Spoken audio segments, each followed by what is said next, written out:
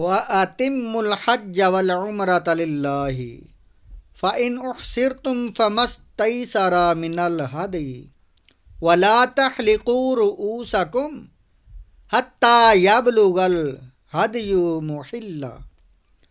مُحِلَّهُ فَمَنْ كَانَ مِنْكُمْ مَرِيضًا أَوْ بِهِ أَذًى مِنْ رَأْسِهِ فَفِدْيَةٌ مِنْ صِيَامٍ أَوْ صَدَقَةٍ أَوْ نُسُكٍ فَإِذَا آمِنْتُمْ فَمَنْ تَمَتَّعَ بِالْعُمْرَةِ إِلَى الْحَجِّ فَمَا اسْتَيْسَرَ مِنَ الْهَدْيِ فَمَنْ لَمْ يَجِدْ فَصِيَامُ ثَلَاثَةِ أَيَّامٍ فِي الْحَجِّ وَسَبْعَةٍ إِذَا رَجَعْتُمْ تِلْكَ عَشَرَةٌ كَامِلَةٌ ذَلِكَ لِمَنْ لَمْ يَكُنْ أَهْلُهُ حَاضِرِ الْمَسْجِدِ الْحَرَامِ وَاتَّقُوا اللَّهَ وَاعْلَمُوا أَنَّ اللَّهَ شَدِيدُ الْعِقَابِ۔ ترجمہ کنز العرفان۔ اور حج اور عمرہ اللہ کے لیے پورا کرو، پھر اگر تمہیں مکہ سے روک دیا جائے تو حرم میں قربانی کا جانور بھیجو جو میسر آئے، اور اپنے سر نہ منڈاؤ جب تک قربانی اپنے ٹھکانے پر نہ پہنچ جائے۔ پھر جو تم میں بیمار ہو یا اس کے سر میں کچھ تکلیف ہے تو روزے یا خیرات یا قربانی کا فدیہ دے۔ پھر جب تم اطمینان سے ہو تو جو حج سے عمرہ ملانے کا فائدہ اٹھائے اس پر قربانی لازم ہے جیسی میسر ہو۔ پھر جو قربانی کی قدرت نہ پائے تو 3 روزے حج کے دنوں میں رکھے اور 7 روزے اس وقت رکھو جب تم اپنے گھر لوٹ کر جاؤ۔ یہ مکمل 10 ہیں۔ یہ حکم اس کے لیے ہے جو مکہ کا رہنے والا نہ ہو، اور اللہ سے ڈرتے رہو اور جان رکھو کہ اللہ شدید عذاب دینے والا ہے۔ تفسیر صراط الجنان۔ وَأَتِمُّوا الْحَجَّ وَالْعُمْرَةَ لِلَّهِ، اور حج اور عمرہ اللہ کے لیے پورا کرو۔ آیت میں مراد یہ ہے کہ حج و عمرہ دونوں کو ان کے فرائض و شرائط کے ساتھ خاص اللہ تعالیٰ کے لیے بغیر سستی اور کوتاہی کے مکمل کرو۔ حج کی تعریف اور حج و عمرہ کے چند احکام۔ حج نام ہے احرام باندھ کر 9ویں ذی الحجہ کو عرفات میں ٹھہرنے اور کعبہ معظمہ کے طواف کا۔ اس کے لیے خاص وقت مقرر ہے جس میں یہ افعال کیے جائیں تو حج ہے۔ حج 9 ہجری میں فرض ہوا۔ اس کی فرضیت قطعی ہے۔ اس کی فرضیت کا انکار کرنے والا کافر ہے۔ بہار شریعت۔ حج کے فرائض یہ ہیں: احرام، وقوف عرفہ، طواف زیارت۔ حج کی 3 قسمیں ہیں: افراد یعنی صرف حج کا احرام باندھا جائے، تمتع یعنی پہلے عمرہ کا احرام باندھا جائے پھر عمرہ کے احرام سے فارغ ہونے کے بعد اسی سفر میں حج کا احرام باندھا جائے، قران یعنی عمرہ اور حج دونوں کا اکٹھا احرام باندھا جائے۔ اس میں عمرہ کرنے کے بعد احرام کی پابندیاں ختم نہیں ہوتی بلکہ برقرار رہتی ہیں۔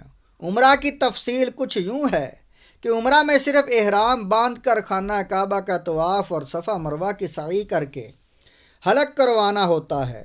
حج و عمرہ دونوں کے ہر مسئلے میں بہت تفصیل ہے۔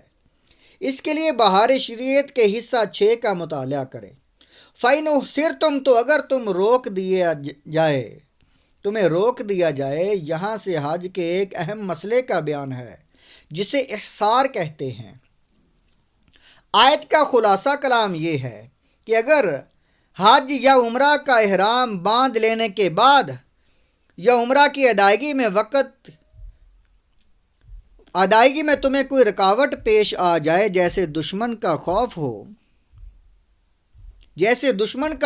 ہو یا مرض وغیرہ، تو ایسی حالت میں تم احرام سے باہر آ جاؤ، اور اس صورت میں حدود حرم میں قربانی کا جانور اونٹ یا گائے یا بکری کا ذبح کروانا تم پر واجب ہے، اور جب تک قربانی کا جانور ذبح نہ ہو جائے تب تک تم سر نہ منڈواؤ۔